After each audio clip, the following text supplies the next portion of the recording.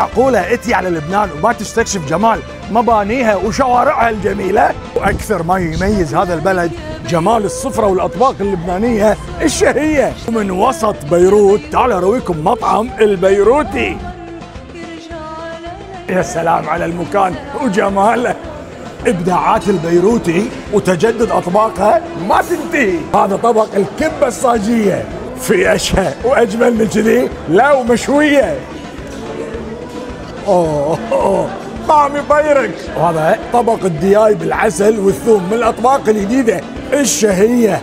الله والله الروايح عجيبة. المونتي الأرمني الشهي مع الصوص الأرابياتا واللبن علويه، وتقدر ما تختمها بالمشاريب وهالحلويات التشهي.